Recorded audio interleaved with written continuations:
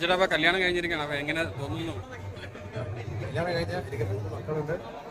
വളരെ സന്തോഷത്തോടെയാണ് ഐശ്വര്യ കാര്യത്തിൽ ഞങ്ങളുടെ ഒരു സുഹൃത്തെന്ന് പറഞ്ഞാൽ പറ്റില്ല. നമ്മുടെ കൂടപ്പുറത്തിനെ പോലെ ഉള്ള സ്നേഹങ്ങൾ അവരെ തന്നെ കല്യാണം കഴിച്ചു പോകുമ്പോഴാണ് ഇവരുടെയൊക്കെ സ്നേഹങ്ങളും നിങ്ങളൊക്കെ എത്രത്തോളം ഒരാളുകളെ മനസ്സിൽ ഇഷ്ടപ്പെട്ടിരുന്നു എന്നൊക്കെ മനസ്സിലാവണം ഇപ്പോഴാണ്. അപ്പോൾ അങ്ങനെ കഴിഞ്ഞ് പോകുമ്പോഴേ വല്ലാത്തൊരു ദുഃഖമുണ്ട്. ഞങ്ങളുടെ സ്റ്റാർമറ്റത്തിലെ ഗെയിമിൻ്റെ ഒരു പടക്കുതിരയാണ് ഞങ്ങൾക്ക് നഷ്ടപ്പെട്ടത്. എന്നാലും ഞങ്ങളുടെ ഐശ്വര്യത്തോടെ നല്ലൊരു ജീവിതം കിട്ടിയതിൽ വലിയ സന്തോഷം. ഈ സമയത്തിൽ ഒരാളെ മിസ് ചെയ്യുന്നുണ്ടല്ലോ, സുധിച്ചാണ്ടില്ലല്ലോ, എങ്ങനെ തോന്നുന്നു? നമ്മൾ മിസ് ചെയ്യാതിരിക്കില്ല, അതെപ്പോഴും അങ്ങനെ മിസ് ചെയ്യുന്നതാണല്ലോ.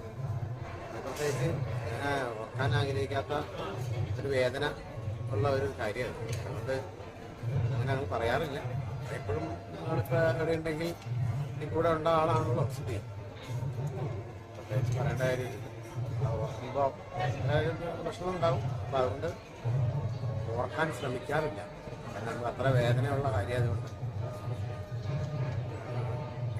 ഈ അവസരത്തിൽ പറയാറുണ്ട് എല്ലാവിധ ഐശ്വര്യങ്ങളും ഒക്കെ ഞങ്ങളുടെ ഐശ്വര്യന് ഉണ്ടാവട്ടെ എന്ന് മാത്രമാണ് ഈ അവസരത്തിൽ പ്രാർത്ഥിക്കുന്നത്.